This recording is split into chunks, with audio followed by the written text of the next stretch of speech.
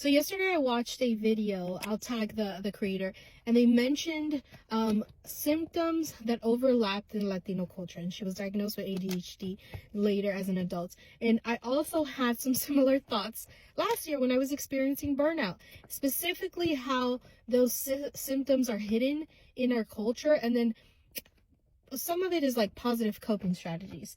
And so this is what happened to me last year. Last year, I was experiencing some like major burnt out, right? And I've always been very in tune with my body. I've always been very in tune with my emotions.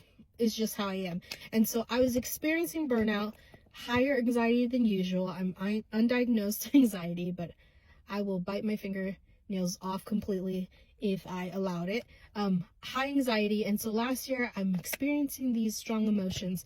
And I'm like, but there's something's off. Like, I know some of the anxiety is coming from stress, the burnout, the school systems. It ain't it. I'm the only social worker in a building with more than 600 students. I know that has something to do with it. I know that parenting has a little bit to do with it. Making sure financial things, family things, it could all contribute, but something is off. Something is off. And at the same time, so I want to say this burnout I was experiencing in the beginning of the school year. So not 2024, 2023, right?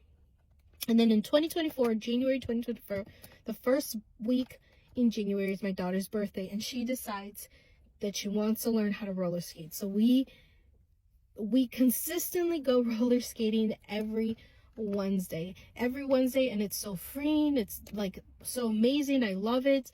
I consistently go. There's some days where she doesn't even want to go, and I'm like, come on, let's go.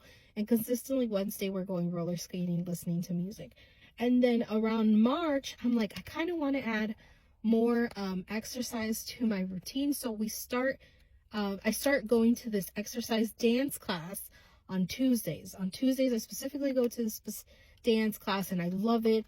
And there's one moment where I think that was like the beginning of making these connections, right? There's one moment in the dance routine where we literally just spread our arms and we start spinning.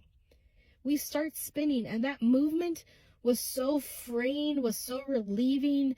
Like, I did it multiple times during that session and it just felt good. And then going roller skating, I'm starting to like get good at just moving around the ring. So I'm starting to dance a little bit more. And then later, so it had to be around March when I started the dance class. It just like clicks. It clicks. Growing up, we're going to family parties. We're around community, right? We're going to family parties. We're dancing. We're spinning, stimming, right? We see it with our students. Students stim when anxiety diagnosed like autism, and we're just naturally doing it while we're dancing. We're dancing merengue, bachata, whatever it is. We're spinning, and I no longer do that. I no longer intentionally dance, because the other thing that was happening is my moods are going up, and when your moods are stronger, like the anxiety and the sadness, you tend to want to do less movement. I was coming home and crashing. Besides the dance class, besides the roller skate, the other days I'm kind of just crashing. And so I'm not being intentional with like dancing with my girls at home and having fun and having those moments. And so it all clicked that growing up, I had this routine of being around community, being around my family, laughing, giggling, dancing. And that was a healthy coping strategy. That is a healthy coping strategy that's embedded in the Latino culture. And so as some of us continue dancing, some of us continue to participate in that, and then don't realize the shift, and some of us don't. Some of us stop, and that healthy coping strategies stop. And so some of us experience more mental health things that happen because of those, natural cultural things that we used to partake in. Like when I was younger, I didn't really have a choice.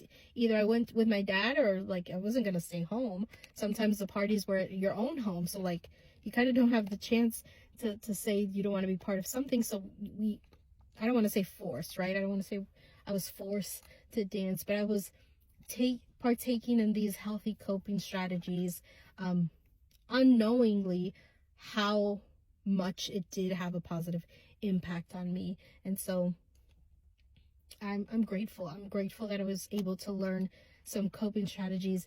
And then after that all clicked, you know, I was intentional with like, we're going roller skating.